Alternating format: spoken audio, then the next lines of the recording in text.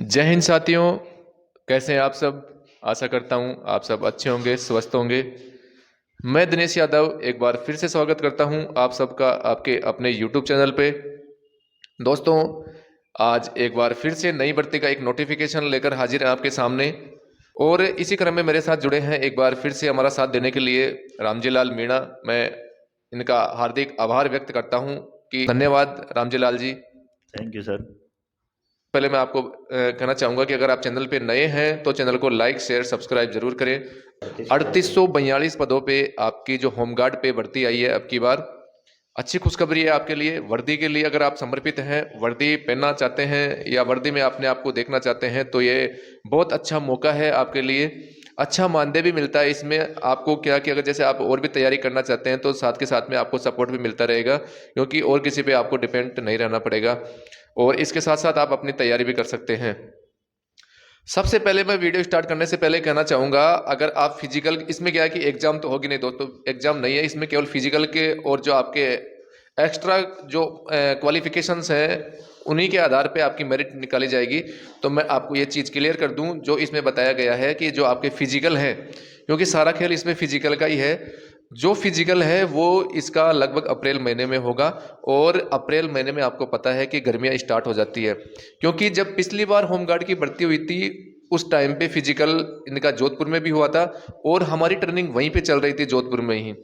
तो हमने बिल्कुल करीब से देखा था फिजिकल किस प्रकार से होता है, क्या होता है। तो मैं आपको एक ही सलाह दूंगा, तैयारी करें तो थोड़ा आप जल्दी तैयारी दौड़ की अपनी तैयारी नहीं करें। कम से कम 10 से 11 बजे के आसपास अपना समय जरूर रखें एक बार। भाई मैं इतनी गर्मी में इतनी बजे मैं रनिंग कर सकता हूँ या नहीं कर सकता हूँ, क्योंकि रनिंग भी इसमें थोड़ी फास्ट होगी। लड़कों के लिए 1 किलोमीटर की रनिंग है और लड़कियों के लिए 800 मीटर की, वो आगे चर्चा करूंगा मैं।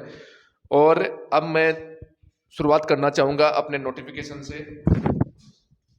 सबसे पहले दोस्तों आपको वहां पे बुलाया जाएगा जैसे आप फॉर्म भरोगे। एक चीज मैं और कहूंगा आपको, अगर आप जहां कहीं से भी फॉर्म लगा रहे हैं या फॉर्म भरने की सोच रहे हैं तो मैं वीडियो में पहले ही बता दूं, आप जैसे किसी भी यूनिट से आप फॉर्म भर रहे हो तो आपके पास में उस यूनिट का या उस जगह का, यूनिट का नहीं सॉरी दोस्तों, उस जगह का आपके पास में मूल निवास होना बहुत जरूरी है दोस्तों।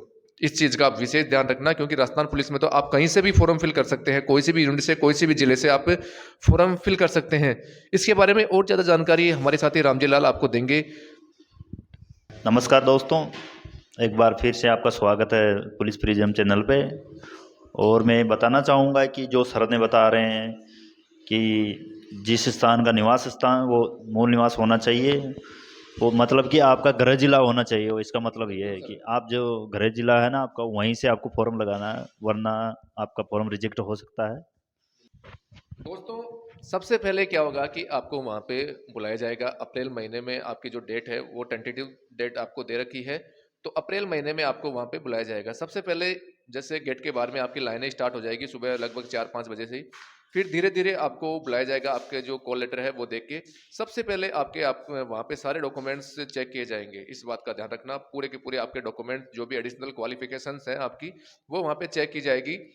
उसी के आधार पर अगर जो आपके पास में जो मांगा गया है, जैसे आपने कहीं जैसे मान लो कि आपने फॉर्म उस यूनिट से लगा दिया जिसके आप रहने वाले ही नहीं हो, तो आपको वहीं पे डिस्क्वालीफाई कर दिया जाएगा। इस बात का विशेष ध्यान रखना। आगे आप आगे की जो प्रोसेस है होगी उसमें आप शामिल नहीं होंगे। तो आप अपने डॉक्यूमेंट्स अच्छी तरह से तैयार रखें। इसके बाद में आपको ग्राउंड में ले जाया जाएगा रेस के लिए। तो आप समझ सकते हैं, जब तक आपके डॉक्यूमेंट्स पूरे वेरीफाई होंगे, चेक करेंगे वो हाँ बिल्कुल सही है, तभी आप अगली प्रोसेस में जाओगे। तो अब आप समझ सकते हैं कि यहाँ पे कितना टाइम लगता है दोस्तों। लगभग पिछली भर्ती में 12-12 1-1 बजे भी रेस हुई थी, हमने देखा था वहां पे 1 बजे भी रेस हो रही थी। तो आप इसी हिसाब से अपनी रेस की तैयारी करना, अभी टारगेट बना के तैयारी करें और लगभग 10-11 बजे 12 बजे तक आप एक बार जरूर ट्राई करें वह इस समय में दौड़ सकता हूं या नहीं। सबसे पहले मैं बात करूंगा मेल कैंडिडेट की। मेल कैंडिडेट में दोस्तों क्या होगा कि आपकी रेस होगी वो 1000 मीटर की होगी।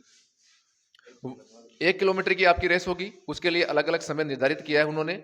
वो रेस दोस्तों क्या होगी, ग्राउंड के 2 चक्कर होंगे आपके। और उस ग्राउंड को, जैसे 400 मीटर का ट्रैक है आरपीटीसी जोधपुर का, हमें पूरा पता है 400 मीटर का वो ग्राउंड है। तो ग्राउंड को क्या है कि साइडों में से फिर बढ़ाया जाता है थोड़ा दोस्तों। तो आपके 2 चक्कर होंगे वहां पे। 18 नंबर की आपकी पूरी रेस होगी। 15 नंबर को अलग अलग प्रकार से उन्होंने डिसाइड किया है। अगर आप 3 मिनट 30 सेकेंड यानी कि 3.5 मिनट में 1 किलोमीटर रेस पूरी करते हैं तो आप 15 में से 15 नंबर यहाँ पे हासिल करेंगे। इसी प्रकार से 3 मिनट अगर 45 सेकंड आप लेंगे तो आपको 10 नंबर यहाँ पे दिए जाएंगे, और अगर आप 4 मिनट लेते हैं तो 5 नंबर आपको यहाँ दिए जाएंगे। और अगर आप 4 मिनट से ज़्यादा यहाँ पे समय लेंगे तो आपको 0 नंबर दिया जाएगा। इस बात का विशेष ध्यान रखना, अगर आपने 4 मिनट से अगर ज़्यादा समय लिया है तो आपको यहीं पे डिस्क्वालीफाई कर दिया जाएगा, आगे की प्रोसेस में आपको शामिल नहीं होने दिया जाएगा, आपको यहीं से बाहर कर दिया जाएगा। तो इस चीज़ का आप विशेष ख्याल रखना। और मैं बता दूं आपको दोस्तों, आपको पूरे के पूरे 15 नंबर के लिए यहाँ पे प्रैक्टिस करनी है, क्योंकि पूरा खेल फिजिकल का ही है, तो लड़के भी अच्छी मेहनत करके यहाँ पे आएंगे। इसी प्रकार मैं महिला कैंडिडेट की बात करूं तो यहाँ पे 800 मीटर की रेस होगी। ग्राउंड इनके लिए कोई कमती ज़्यादा नहीं होगा, बिल्कुल क्लियर ग्राउंड रहेगा, 2 चक्कर होंगे 400 मीटर के। अगर महिला 3.5 मिनट में करती है 800 मीटर तो वही 15 में से 15 नंबर मिलेंगे। और अगर 3 मिनट 50 सेकंड लेती है, 3 मिनट अगर 50 सेकंड लेती है तो 10 अंक दिए जाएंगे। और 4 मिनट अगर 10 सेकंड तक का समय लगता है तो आपको 5 नंबर दिए जाएंगे यहाँ पे। और 4 मिनट 10 सेकंड से अगर ऊपर आपके द्वारा समय लिया जाता है तो आपको यहाँ पे 0 मार्क्स दिए जाएंगे। और इसी अगर आपने ज़्यादा टाइम ले लिया तो आप फिर यहाँ पे डिस्क्वालीफाई हो जाएंगे। अब जो आगे की प्रोसेस है वो होती है आपकी चिनअप, जिसे आप बीम भी कहते हैं। अगर आगे की प्रोसेस में जो मेल कैंडिडेट है उनकी तो चिनअप होगी, और जो महिला कैंडिडेट है उनका गोला फेंक होगा। महिला कैंडिडेट के लिए चिनअप कोई कंपलसरी नहीं है, उनके लिए ये लागू नहीं होगा, उनके लिए अलग से इवेंट कर रखा है, और पुरुष के लिए अलग से उन्होंने इवेंट करवाया है। और चिनअप कैसे लगाना है, कैसे पूरे में से पूरे मार्क्स वहाँ पे मिलते हैं, वो भी मैं आपको बताऊंगा। अब आगे की जो ये प्रोसेस है आपकी चिनअप की, वो हमारे साथी रामजी लाल जी आपको बताएंगे किस प्रकार से कितने चिनअप लगाने पर आपको कितने नंबर मिलेंगे वहां पे। चिनअप को कैसे प्रैक्टिस करनी है इसके बारे में हम एक अलग से पूरा सेपरेट ग्राउंड में जाके और फिर वहां पे हम एक वीडियो शूट करेंगे, फिर बताएंगे हाँ बिल्कुल किस बिल्कुल। प्रकार से आपको पूरे में से पूरे नंबर वहां पे मिलेंगे। चिनअप का एक शॉर्ट वीडियो बना के आपको डाल दिया जाएगा कि किस बिल्कुल प्रकार से आपको चिनअप करना है। और आगे बताइए चिनअप के सर। नंबर बताना चाहूँगा मैं आपको कि आपने अगर 10 बीम लगा ली तो 10 बीम के 10 नंबर होंगे। इसी के साथ में अगर 7 बीम लगाया आपने अच्छे से तो आपके उसके लिए 7 नंबर मिलेंगे। और इसके बाद में अगर आपने 5 बीम लगाए तो उसके लिए 5 नंबर होंगे। और अगर 5 से कम लगाया तो आप वहाँ पे डिस्क्वालीफाई हो जाएंगे, क्योंकि 5 से नीचे की बीम को मान्य नहीं है। बिल्कुल सर। इसी प्रकार महिलाओं और के लिए जो इवेंट है वो बताइए सर, क्या इवेंट है बिल्कुल महिलाओं बिल्कुल, के लिए। महिलाओं के लिए भी बताना चाहूँगा कि महिलाओं के लिए ये बीम वाली इवेंट है, ये लागू नहीं लागू है। नहीं है। और इनके लिए अलग से इवेंट है, उसमें से सबसे पहले होगा गोला फेंक, जिसको शॉट पुट बोलते हैं। 4 किलो का गोला होता है बिल्कुल, साथियों वो। लगभग 4 किलो का गोला होता है। इसके बारे में भी हम गोला कैसे फेंकते हैं इसका भी वीडियो बना के आपके लिए डालेंगे। और इसकी दूरी क्या होगी, 16 फीट की दूरी होगी इसकी पहली। और इसका अंक होगा 10। अगर आपने 16 फीट की दूरी पे इसको फेंक दिया तो आपके लिए 10 अंक पक्के हो जाएंगे। बिल्कुल सर। और अगर आप 15 फीट ही फेंक पाती है तो उसके लिए 7 अंक मान्य होंगे। और उसके बाद में 14 फीट का अगर आपने फेंका है तो 5 अंक होंगे। और अगर 14 फीट नहीं फेंक पाते हो, उससे कम रह जाता है, तो आपको डिस्क्वालीफाई डिस्क्वालीफाई। हो जाएगा और ये मान्य नहीं होगा, आप वहाँ पे फेल माने जाओगे। साथियों मैं आपको बता दूं एक विशेष बात, इसमें क्या होगा, जो इवेंट आपका रेस का होगा, शॉटपुट का होगा और चिनअप का होगा, अगर यहाँ पे अगर आप डिस्क्वालीफाई होते हैं तो आप अपील नहीं कर सकते, इस बात का आप विशेष ध्यान रखना। क्या, अगर तीनों इवेंट में से आप कोई से भी इवेंट में अगर डिस्क्वालीफाई होते हैं तो इसके लिए आप अपील नहीं कर सकते, आपकी अपील वहां पे मान्य नहीं होगी, इस बात का विशेष ध्यान रखें। अब अगर आगे की प्रोसेस बात करूं तो आगे का जो प्रोसेस होगा, आपको पीएसटी का वो टेस्ट होगा अगला आपका, जिसमें हाइट, चेस्ट और वेट होगा। मैं बात कर रहा था यहाँ पे, अगर जो सामान्य नॉन टीएसपी का कैंडिडेट है, मेल कैंडिडेट, उसकी हाइट यहाँ पे वही राजस्थान पुलिस के बराबर 168 सेंटीमीटर यहाँ पे हाइट होनी चाहिए। और जो फीमेल कैंडिडेट है नॉन टीएसपी की मैं बात कर रहा हूँ, यहाँ पे 152 सेंटीमीटर होनी चाहिए। और आपका जो चेस्ट है वो यहाँ पे नॉन टीएसपी कैंडिडेट है उसका 81 सेंटीमीटर, और साथ में 5 सेंटीमीटर का फुलाव भी यहाँ पे जरूरी है दोस्तों, क्योंकि आपको पता है ये चीजें आजकल सब इलेक्ट्रॉनिक हो गई है, वैसे कोई भी नहीं नापता, क्योंकि मशीनों से आपका पूरा मेजरमेंट होता है यहाँ पे। और अगर मैं वेट की बात करूं, जो को चेस्ट महिलाओं के लिए लागू नहीं है, और वेट हाँ महिलाओं के लिए वेट की जो स्थिति है वो लागू है यहाँ पे, क्योंकि और महिलाओं के लिए 47.5 kg वेट होना बहुत जरूरी है। 47.50 kg वेट महिलाओं में कंपलसरी है, पुरुषों के लिए लागू नहीं है, क्योंकि पुरुषों में वेट हमेशा हाइट के अनुपात में मांगा जाता है। इसी प्रकार जो नॉन टीएसपी कैंडिडेट है उनकी डिटेल हमारे साथी रामजीलाल आपको बताएंगे, क्या उनका मेजरमेंट होना चाहिए। बिल्कुल सर। सबसे पहले सर आप हाइट के बारे में बताइए, नॉन टीएसपी की जो कैंडिडेट है उनकी हाइट के बारे में बताइए, जो मेल हाँ, कैंडिडेट है। जो टीएसपी एरिया है उनके लिए लागू है ये। टीएसपी एरिया के लिए हाइट 160 सेंटीमीटर है पुरुष पुरुष जो के पुरुष लिए, हैं उनके लिए। और महिलाओं के लिए 145 सेंटीमीटर लागू है। जी सर। पुरुषों के लिए जो सीना है बिना फुलाए 70 सेंटीमीटर है, और फुलाने के बाद में 79 सेंटीमीटर 79 है। सेंटीमीटर होना चाहिए दोस्तों। बिल्कुल। और महिलाओं के लिए ये लागू नहीं है। महिलाओं के लिए वेट वेट लागू है, जो 43 किलोग्राम होना अनिवार्य है। बिल्कुल सर। फिर मैं बात करता हूं, अगर जिसका हाइट चेस्ट वेट क्लियर होता है फिर वो जाएंगे अगले चरण में। अगले चरण में क्या है, एडिशनल क्वालिफिकेशन है आपकी। अगर आपके पास में कोई विशेष योग्यता का कोई सर्टिफिकेट है तो उसके आपको अलग से नंबर दिए जाएंगे। 25 नंबर का आपके वहाँ पे 15 नंबर की रेस हो गई। 10 नंबर का अगला आपका जो दूसरा इवेंट है चिनअप का, शॉर्टपुट का, वो हो गया। और बाकी के जो एडिशनल क्वालिफिकेशन है आपकी 20 नंबर की ये होगी। जो एडिशनल क्वालिफिकेशन है मैक्सिमम 20 नंबर की होगी। इसमें सबसे पहले अपन बात करते हैं एनसीसी सर्टिफिकेट की। अगर किसी के पास में एनसीसी ए सर्टिफिकेट है तो आपको यहाँ पे 2 अंक मिलेंगे। एनसीसी बी सर्टिफिकेट है तो आपको 4 अंक मिलेंगे। और अगर एनसीसी सिट सर्टिफिकेट है आपके पास में तो आपको यहाँ पे 6 अंक मिलेंगे। इसी प्रकार से आता है अगर किसी के पास में आरएससीआईटी या इससे ऊपर का कोई कंप्यूटर डिप्लोमा आपके पास में है तो आपको यहाँ पे 4 अंक मिलेंगे। और अगर आपके पास में आईटीआई है तो आपको 3 अंक मिलेंगे। और अगर आपके पास में कोई स्पोर्ट्स यानी खेल का आपके पास में कोई डिप्लोमा है तो आपको यहाँ पे, जैसे अगर इंटरनेशनल लेवल का कोई डिप्लोमा है आपके पास में तो आपको 4 अंक मिलेंगे। और अगर नेशनल लेवल का है तो आपको यहाँ पे 2 अंक मिलेंगे। इसके बाद में आता है आपका स्काउट। अगर स्काउट में आपने भाग लिया है और राष्ट्रपति पुरस्कार आपने प्राप्त किया है तो आपको यहाँ पे 4 अंक मिलेंगे। और अगर आपने राज्य स्तर पे कोई पुरस्कार प्राप्त किया है तो आपको 3 अंक मिलेंगे। और अगर आपने तृतीय सोपान पूरा किया है, स्काउट में होता है या सोपान पूरे करने पड़ते हैं, अगर आपने तृतीय सोपान पूरा किया है तो आपको यहाँ पे 2 अंक दिए जाएंगे। इसी प्रकार सर लाइसेंस के बारे में बताइए, लाइसेंस के लिए कितने नंबर डिसाइड कर रखे हैं इन्होंने?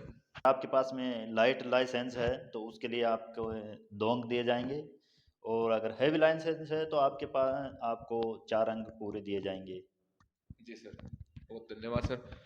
आगे अगर मैं बात करूं साथियों तो ये चरण होने के बाद में, लाइसेंस के बाद में, एक होता है मौखिक व्यक्तित्व परीक्षण। ये क्या होता है, क्योंकि वहाँ पे जो भी अधिकारी होता है उसके सामने आपको, अब उनके समक्ष में आपको पेश किया जाता है।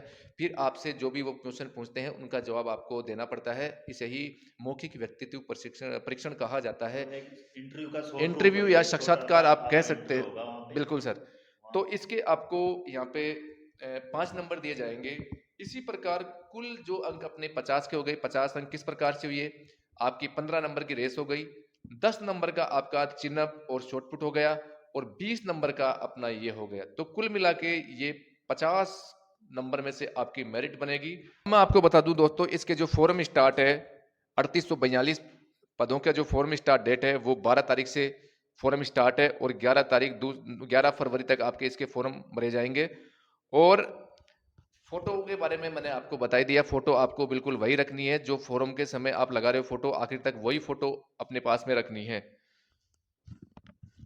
फिर आपकी जो चयन प्रोसेस है वो अप्रैल महीने में उन्होंने टेंटेटिव डेट दी है। अब मैं इसमें आरक्षण बता दूं अब की बार, क्योंकि आरक्षण का भी बहुत बड़ा मुद्दा था, उसको भी सोल्व कर दिया गया है। ओबीसी कैंडिडेट को लेकर जो आरक्षण का मुद्दा चल रहा था एक्स सर्विसमैन को लेकर, वो भी लगभग बहाल हो गया है।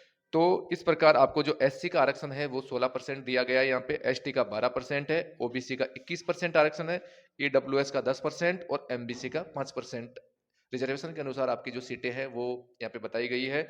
और जो महिलाओं को आरक्षण दिया है वो कुल कैटेगरी में 30%, यानी कि पूरी पूरी कैटेगरी में 30% आरक्षण यहाँ पे महिलाओं को दिया गया है, जिसमें से 8% विधवा महिलाओं के लिए है और 2% तलाकशुदा महिलाओं के लिए है। अगर एक मैं बात बता दूं सर, अगर कोई जैसे 8% विधवा महिलाओं के लिए जो कोटा निर्धारित है, अगर उनकी अगर कैटेगरी की महिला नहीं मिलती है इस कैटेगरी की, तो वो सीटें कैसे फिलअप होगी? जो वो सीट वैकेंट रहेगी वो उसी कैटेगरी की महिला को उसके लिए ले लिया जाएगा उस पे। बिल्कुल सर। जैसा कि सर ने आपको बताया, अगर उस जैसे तलाकशुदा है और अपने जो विधवा महिला है उनका जो कोटा है, अगर उन पे जो सीटें नहीं मिलती है तो उनकी जगह उसी कैटेगरी की महिलाओं को लिया जाएगा, सामान्य ना कि महिलाओं को ले ना लिया कि जो जाएगा। अन्य महिला है उनको यहाँ पे नहीं लिया जाएगा। उसी कैटेगरी की महिला उन सीटों को भरेगी। फिर मैं बात करता हूँ एक्स सर्विसमैन का, वही 12.5% आरक्षण यहाँ पे दिया गया है उनको भी। और अगर आपकी जो मुख्य बात है सैलरी की, मैं यहाँ पे बात करूँ सैलरी कितनी मिलेगी, मैं आपको बताना चाहूंगा। अगर आप होमगार्ड में लगते हैं, होमगार्ड में लगने पर आपको 693 रुपए पर डे के हिसाब से यहाँ पे सैलरी मिलेगी आपको, 693 महीने के रुपए। हिसाब से नहीं मिलेगा। मंथली हिसाब से आपको सैलरी नहीं मिलेगी, पर डे के हिसाब से आपको सैलरी है। कई बार ड्यूटियाँ बीच-बीच में लगती है, हटती रहती है, लेकिन अब क्या है ज़्यादातर जो अपने पुलिस ज़ाब्ते की कमी के कारण इनकी ड्यूटियाँ हमेशा लगती रहती है। तो आप ये ना सोचें कि कभी-कभी ड्यूटी आएगी, बहुत ड्यूटियाँ आती है होमगार्ड की भी। अब लगभग परमानेंट सी ही ड्यूटी इनकी लगती रहती है, तो अच्छी खासी सैलरी भी मिलती है। और अगर आप चतुर्थ श्रेणी कर्मचारी के लगते हैं, तो आपको यहाँ पे ₹590 पर डे के हिसाब से दिए जाएँगे। अब मैं बात करूँ नामांकन हेतु जो आपकी योग्यताएँ हैं वो क्या होनी चाहिए, वो पहले हमने बता दिया है वीडियो में आपको। आप उसी जगह से आपके पास में मूल निवास होना चाहिए जिस जगह से आप फॉर्म अप्लाई कर रहे हैं। एक होता है आपका जो सीमा गृह रक्षा, ये क्या है? ये दोस्तों बॉर्डर एरियाज़ जो अपने डिस्ट्रिक्ट हैं, जैसे आप बात कर लें गंगानगर की बात कर सकते हैं, बीकानेर है, जैसलमेर, बाड़मेर है, इनमें इनकी नियुक्ति होगी। और इनमें जो 25 किलोमीटर के एरिया में जो भी कैंडिडेट आते हैं और 25 किलोमीटर के जो एरिया में आ रहे हैं और उनके पास में उस जगह का मूल निवास होना चाहिए उनमें भी। जैसे अदर कोई भी यहाँ पे अप्लाई नहीं कर सकता। इतने की योग्यता यहाँ पे आपकी 8वीं पास रखी गई है और आयु सीमा आपको मैं बता दूँ 1/1/2023 को 18 से कम नहीं होनी चाहिए और 35 वर्ष से अधिक नहीं होनी चाहिए। ये दोस्तों हमारे द्वारा आपको जो बिल्कुल ऑथेंटिक, इसी कारण मैंने वीडियो नहीं डाला था क्योंकि मैंने पहले खुद नोटिफिकेशन को 2-3 बार पढ़ा था और उसके जो मुख्य बिंदु तो उनको मैंने नोट किया था। ये सारा नोटिफिकेशन में आपको मोटी-मोटी चीज़ें दी गई है। अगर फिर भी आपका कोई क्वेश्चन रह जाता है तो आप कमेंट बॉक्स में लिख सकते हैं। हम यथासंभव उसका जवाब देने की कोशिश करेंगे। अगर आपको वीडियो अच्छा लगा हो तो चैनल को लाइक, शेयर, सब्सक्राइब ज़रूर करें दोस्तों। मिलते हैं नेक्स्ट वीडियो में। आपके लिए मैं एक वीडियो लेके आऊँगा। आपको चिन-अप और आपका शॉट पुट कैसे करना है उसका मैं अलग से वीडियो लेके आऊँगा, जिससे कि आपको इसमें पूरे में से पूरे नंबर मिल सकें। धन्यवाद दोस्तों। जय हिंद, जय भारत।